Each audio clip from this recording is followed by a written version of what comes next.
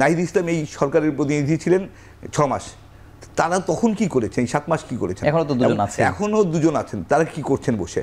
কেন তারা সরকারের ভিতরে ফেসবুকে কিংবা বক্তৃতায় বলছেন, কিন্তু প্রশাসনিকভাবে ক্যাবিনেট মিটিংয়ে কি বলেছেন?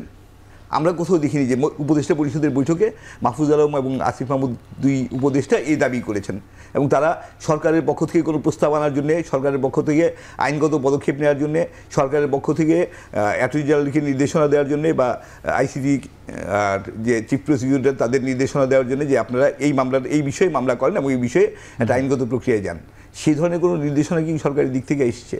আমরা এখন পর্যন্ত দেখিনি।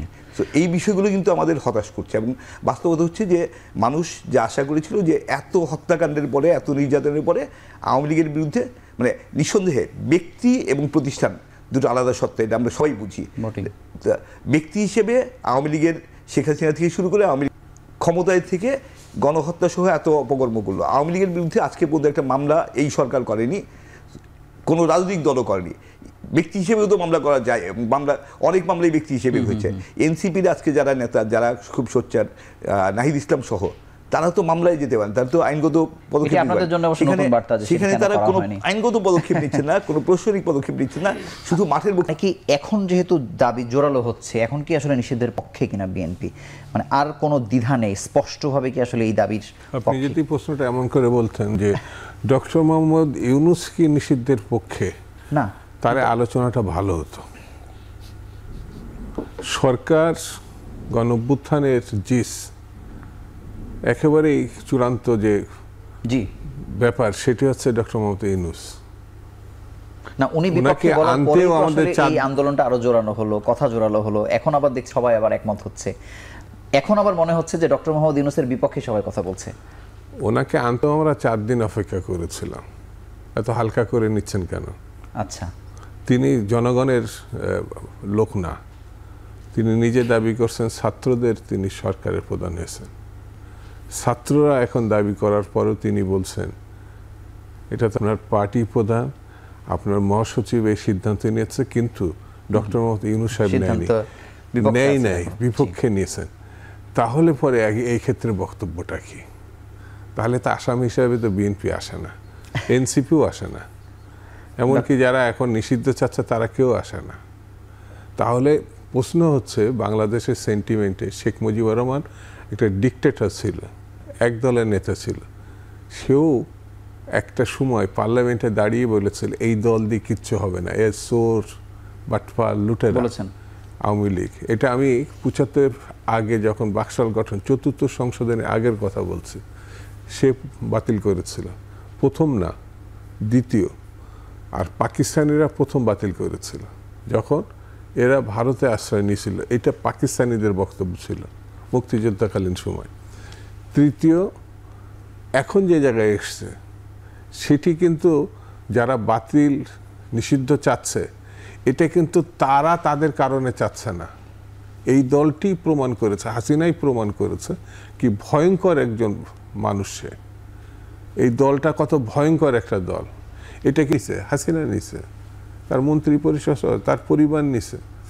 সেই হিসাবে এটা যেটা ওই দুজনই বলেছে, আমার কাছে মনে হয়েছে যারা রাজনৈতিক দল হিসেবে নতুন, এখন তাদের আমি দোষ ধরছি না, কেন ওখানে থাকার সময় করলেন না, কেন করলেন না, হয়তো নানান প্রশ্নে আসতে পারে। কিন্তু এখন যখন এমন একটি রাজনৈতিক দল দেখান তো, একমাত্র আওয়ামী লীগ আর জাতীয় পার্টি বাদে, জাতীয় পার্টি এই জন্য বলছি সে একটু আড়ালে আড়ালে থাকছে, এটা একেবারে দুইটাই তো বদমাইশ। এটাকে নিশ্চিন্তভাবে সে এখনো বলে যাচ্ছে যে আওয়ামী লীগ আর জাতীয় পার্টি নিয়ে যদি ইলেকশনের না সুযোগ পায় তাহলে সে নির্বাচন গ্রহণযোগ্য হবে না। বলে নাই কিন্তু ইনু, রাশেদ খান মেনন, 14 দল যদি সুযোগ না পায়, এটা কিন্তু আবার দায় নিচ্ছে না। তা আমার কাছে বক্তব্য হচ্ছে এখনো কেন জাতীয়, আমি এটাকে জাতীয় ঐক্যমতই বলবো, সিদ্ধান্তটা মানে সরকার না নিয়ে বিপক্ষে অবস্থান কেন করলো, এটা আমার মনে হয় ডক্টর ইউনূস সাহেব উনি একটা বরেণ্য ব্যক্তিত্ব। জি, আপনি যেহেতু বারবার বলছিলেন যে ছাত্রদের সরকার তিনি বারবার বলেছেন, এবং এটি যে কোনো সাক্ষাৎকারের সময় আসলে এটি মানে এটি এটা বলেছেন, কিন্তু ছাত্ররা তো এখন আমি যতটুকু বুঝেছি তাদের বক্তব্যে, ছাত্ররা এবং রাজনৈতিক দলগুলোকে কিন্তু তারা এখন আওয়ামী লীগের নিষিদ্ধই চাচ্ছে। তাহলে ছাত্রদের সরকার যদি হয়ে থাকে, এই উত্তরটি আমি আসলে ডক্টর আতিক মুজাহিদ আপনার কাছে জানতে চাই। কেন ইউনূস সাহেব প্রধান যেটা জানে যে অনেক পেশার উপেক্ষা করেই তো এই সরকার গঠন হলো, উনি আসলেন, দায়িত্ব নিলেন, কোনো কিছু খেয়ে তোয়াক্কা করছেন না। সব থেকে বড় কাজ যেটি জাতিসংঘের মাধ্যমে একটি তদন্তের কাজ করা, সব থেকে বড় কাজ যেটি বলা যায় অন্তর্বর্তী সরকারের, এই পেশারে কি উনি আসলে টলে যাবার কথা কি মনে হয়? না, এটা তো নানা রকমের পার্সপেক্টিভ থাকতে পারে। আপনার কাছে মনে হচ্ছে যে সবকিছু অবলোক করলো, কেন উনি আওয়ামী লীগের ব্যাপার নমনীয় হলো? হতে পারে এরকম যে অনেকগুলো, যেটা আপনি বলছেন, এর আগে দলগুলো কিন্তু হোয়াট এবং নানা রকম কথা বলছেন। যে মাহমুদুর রহমান যিনি সবথেকে বেশি সোচ্চার ছিলেন, তাকেও আমরা দেখলাম যে একটু নমনীয় ভাবে উনি কথা বলছেন। ওনাদের পার্সপেক্টিভটা ওনারা বলতেন। এবং ভেরি ইন্টারেস্টিংলি বাংলাদেশের যতগুলো এজেন্সি আছে, আমি যতটুকু জানি, স্টিল 50% প্লাস এই পতিত ফেসিস্টদেরই তারা ইনফর্মার এবং তারা এখনও আছে। এবং আমার হলের পার্টিকুলারলি আমি জানি যাদেরকে প্যাডে করে এনএসআই চাকরি করা হয়েছে, তারাও তো এই লাইনে এখনও আছে। তো তাদের ইনফরমেশনগুলো তার কাছে কতটুকু যাচ্ছে, কীভাবে যাচ্ছে, কারণ একটা ডিসিশন নেওয়ার আগে রাষ্ট্রপ্রধান তো অনেক কিছু অ্যানালাইসিস করে ডিসিশন নেয়। সুতরাং সে জায়গা থেকে আমার কাছে মনে হয় যে এটা হয়তো উনি বলছে পরিকল্পনা নাই, এই মানে না যে পরিকল্পনা আবার আসতেও পারে না। সুতরাং এখন যদি রাষ্ট্রীয়ভাবে সব দল যদি ঐক্যমত হয় যে এইরকম একটা গণহত্যাকারী দল, দেশ বিরোধী, গণতন্ত্র বিরোধী, কারণ তারা গণতন্ত্রও চায় নাই, এবং এটা বললাম, আমি যেটা বললাম কে ক্লু ক্লান ক্লাক্স, যেটা হচ্ছে বর্ণবাদী, অন্যকে তাদের বিপরীত মতে গেলে মেরে ফেলে, আমেরিকান যে রাষ্ট্রের মতো ছিল, এইরকম একটা দলকে এখন সবাই যদি ঐক্যমত যেভাবে হচ্ছে, আমার আমরা বিশ্বাস করি যেহেতু উনি জনগণের ভাষা বুঝবে, এবং আমার মনে হয় দ্রুত মত চেঞ্জ করতেও পারেন আমরা যদি ফোর্স করি, এবং আমরা এটা করতে চেষ্টা করব। কোনোভাবেই ছাত্ররা এটা মানতে নারাজ, এবং আজকে আমরা ডেমনস্ট্রেশন করেছি, আমরা কন্টিনিউয়াসলি এটার বিরুদ্ধে বলতে থাকবো। এনিওয়ে আওয়ামী লীগকে রিলেভেন্টাইজ করার কোনো সুযোগ বাংলাদেশে আর নাই। ধন্যবাদ। হাসনাইন খুরশিদ, আপনার কাছে জানতে চাই যে গণ অভ্যুত্থানের সময় থেকে কিন্তু সেনাবাহিনী জনগণের পাশে ছিল, এবং সেনাবাহিনীকে নিয়ে আসলে এত বেশি প্রশ্ন ছিল না, যেটি আসলে রাষ্ট্রপতিকে নিয়েও আসলে ছিল। কিন্তু এখন হাসনাত আবদুল্লাহর বক্তব্যের মাধ্যমে কিন্তু একটি স্পষ্ট বার্তা আজকে বলা হয়েছে, রাজনীতিতে সেনাবাহিনীর হস্তক্ষেপ 24-এর পরবর্তী সময়ে আসলে কোনোভাবে মেনে নেওয়া হবে না। মানে এটি একটি নতুন সংকট আসলে তৈরি হচ্ছে কিনা, বা এটি আরও রাজনীতি খারাপ দিকে যাচ্ছে কিনা, আপনি কি মনে করেন? যেটা হচ্ছে যে একটা জিনিস সেভাবে রাজনৈতিক প্রতিপক্ষ হিসেবে এনসিপি বিএনপিকে ভাবতে পারে, বিএনপি জামাতকে ভাবতে পারে, বা এরকম হতে পারে, কিন্তু সশস্ত্র বাহিনীকে কোনোভাবেই এইভাবে কথা বলা উচিত না।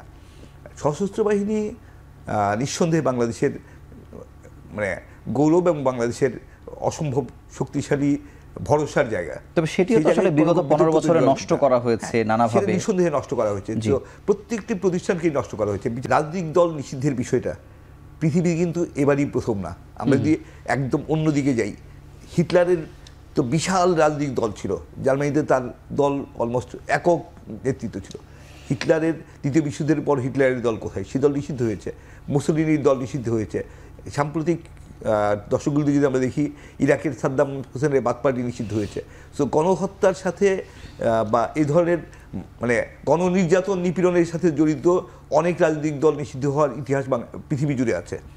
বাংলাদেশে এটা হতে পারে না, এটা ঠিক না। বাংলাদেশে হওয়ার যৌক্তিক কারণ আছে, এবং সেই কারণেই আমরা যেটা আশা করব যে দায়িত্বটা মূলত সরকারের। সরকার ছাত্রদের যখন আসলে দায়িত্ব সরকার